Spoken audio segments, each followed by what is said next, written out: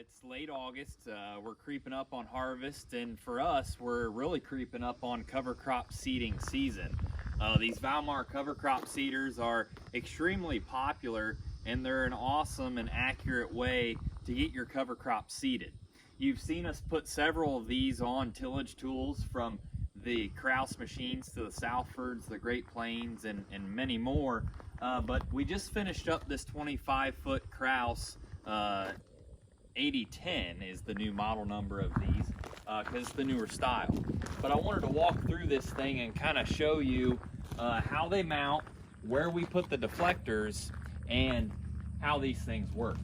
So we mount this 60 cubic foot box off of the frame. We've got a nice ladder platform here that folds down. You can climb up there, you can access the lid, open it, and shut it.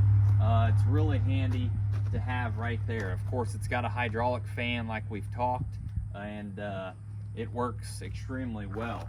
But I really want to show you guys the placement of the deflectors on these and why we put them there. So on these new 8010 accelerators, they do have this harrow, single row of harrows, and we put the deflectors right here in the center.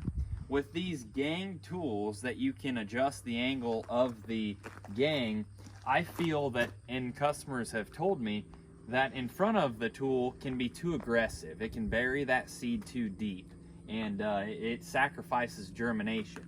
If we put it back at the rolling basket, same thing. We feel like the basket does not incorporate the seed enough to get great germination. So that is why we find that right in between the gangs is the perfect spot. We let the front gang work up some dirt, and then we let the back gang, the spider wheels, and the rolling basket actually incorporate that seed and do a good job of getting good seed to soil contact. This placement of the deflectors holds true on almost every gang machine that we're going to install on. A Turbo Max, Case 335, and several of the others.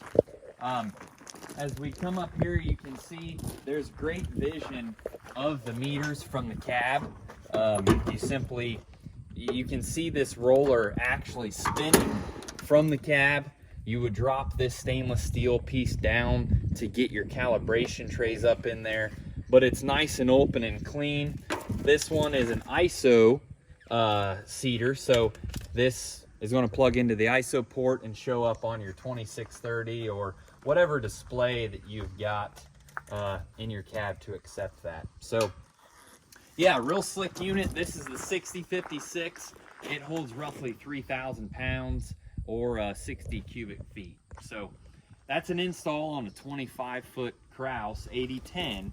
We've got several more lined up here for the next few weeks. So stay tuned in to Fennig Equipment, and thank you for tuning in.